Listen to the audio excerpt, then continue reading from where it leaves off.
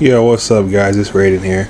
So today I kind of want to talk about something that's been on my mind for a while, and it's the prices of video games in general, and like how they're priced and where it looks like we're going. I'm pretty sure everyone's already knows, or at least most of you have saw that Nintendo is going to be charging $90 for their Mario Kart 9. I think they were at Mario Kart 9. They're going to be charging 90 for that, and then 80 for the digital version. I'm not gonna buy that. So to start off with that, I'm not paying $90 for Mario Kart.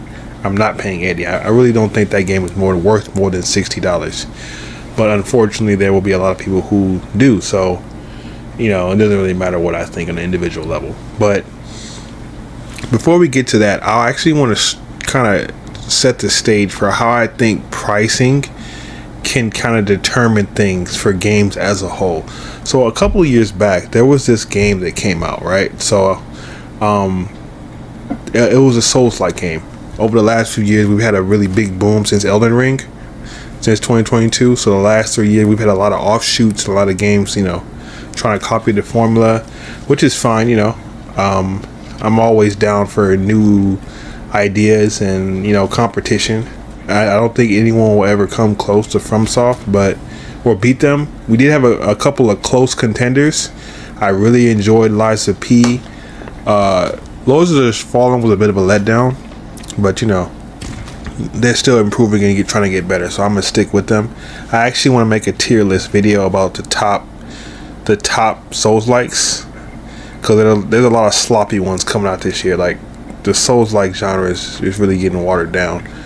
But there was this game that came out, and this is a perfect example. It perfectly constripulates what I'm trying to explain here. It was this game called Bleak Faith, right? It was made by, I think, 3 dudes, I think. Last time I checked, yeah, 3 guys. You had the narrative writer, the director, the designer, the programmer, and then the musical composer. So if I'm not mistaken, it was made by 3 guys. And this game came out. It was a buggy mess, as you do. It's by 3 people, so you don't, I'm not really expecting much. And it was really, what's the word I'm looking for? They had a lot of I can't think of the word right now, but they had a lot going for it. They really wanted it was ambitious. There we go. It was an ambitious project. You could tell it was a passion project. So I stuck with it. I still own the game. It's going to be for console. I almost want to buy the PS5 release just to support it further and see how it runs. But it had a pretty rough release, and outside of the graphics or whatever the game had going wrong with it within the package, I personally think, and this is just, I'm going to die on this hill, I feel like it would not have been as bad if it wasn't $30. That pricing alone was part of the problem with that game. When you decide to charge a certain price for a game, you automatically, whether you like it or not, you put your game in a particular category. So usually how indie games go, we have anywhere up to about $30 for an indie game. I would say 40 to 50 range brand new is like AA, and then 60 above is AAA. That's usually how the indie market goes. There are your ins and outs, your exceptions, but that's kind of how it goes. And how I would personally, it's not personal, it's kind of everyone, but everyone has their own opinion. But how I would kind of classify the 3 differences: an indie game would be something like Terraria, that one game that came out, the Shovel Knight, stuff like that. Indie games, we know what indie games are. Schedule One, Lethal Company, right? Those games are $10, $15, $20. Indie games. A AA game I would call I'm having a brain fart right now. There's just that one game that's Souls-like, that's a shooter. I can't think of it. Right? So that you might call AA, something like that. I can't. Wow, I'm having a really big brain fart right now. AA, and then we know what AAA games are, right? Lords of the Fallen is AA. It's not AAA. It wasn't AAA price. It was a AA game. So that's right in the middle ground. It was maybe AA is like a high quality indie game. strong enough to have decent graphics, a good competitor, but not strong enough to, ask that $70 pricing. Lies of P, AA, right? Most Souls-likes are AA or indie. There aren't any AAA Souls-like games out yet, with the exception, I think, is Wukong. That's like the first full-price, full-fledged AAA game was Wukong. So, yeah.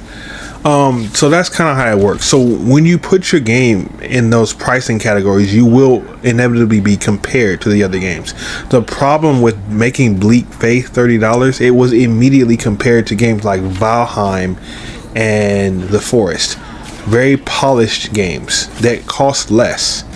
And his reasoning, which he kept beating over the head, was the fact that it was only 3 people. And for those of you who don't already know this, most gamers know this, but for some reason game devs just can't get this through their head. I don't understand what this is. Maybe it's some kind of cognitive dissonance, but consumers understand this, but devs don't. It doesn't matter how long it took your game or how hard it was. The only thing that matters is the end result. And I know that might sound, harsh or callous, but that's just the truth. No one really cares how long it took you to make your game. No one cares how hard it was or how many people were there to make your game, because it's their money. They have to pay for it, right? And the value proposition is based on how they feel about your game. It's up to the customer. Your game is only worth what someone is willing to pay for it. That's it. The consumers decide that.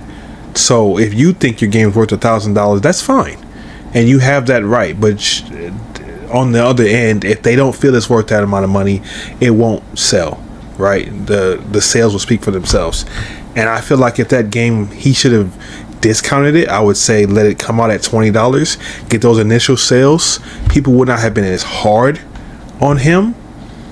And then once he got the game up to a snuff, give it maybe a year, have it early access, then he shoots it back up to 30. It was not worth 30 upon release. It was not.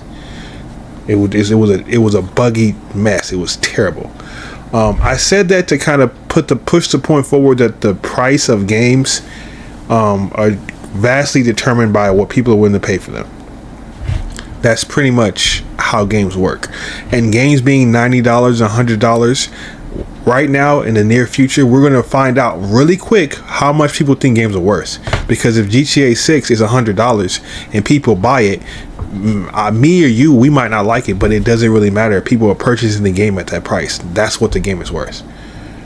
Obviously we know GTA is worth $100. Like, people are going to pay that. I'm going to pay $100 for GTA 6, right? I'm not going to sit here and act like I'm not. I love that game.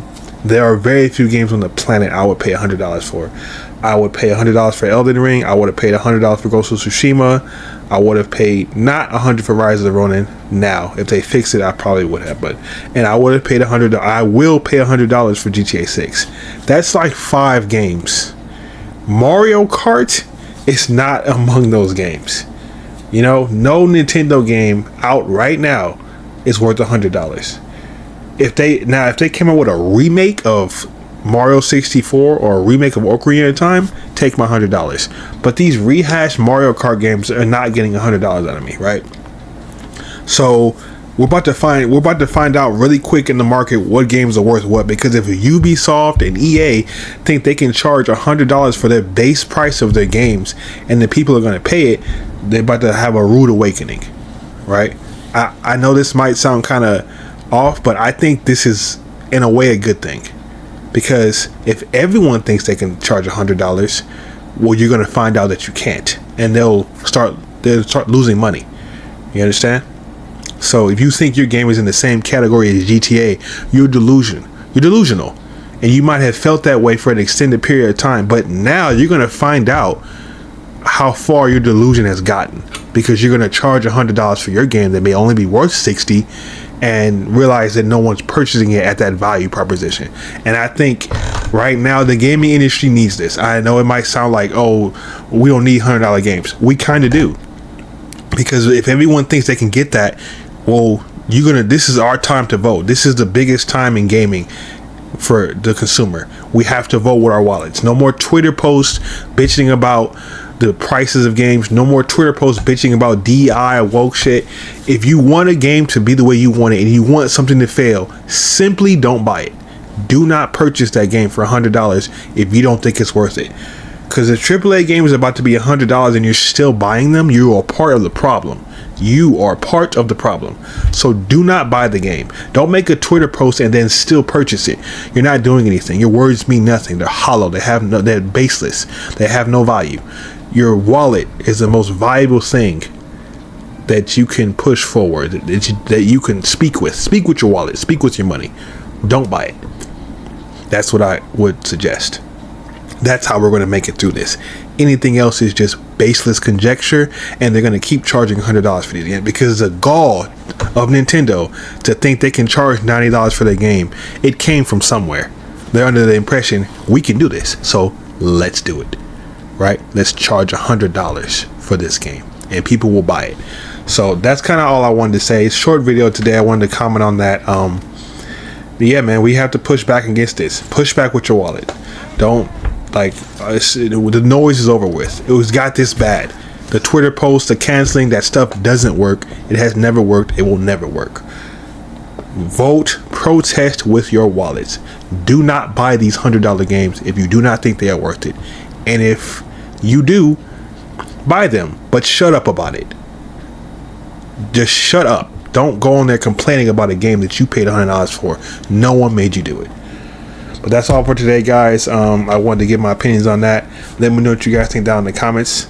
I'll see you guys in the next one. We're rating out.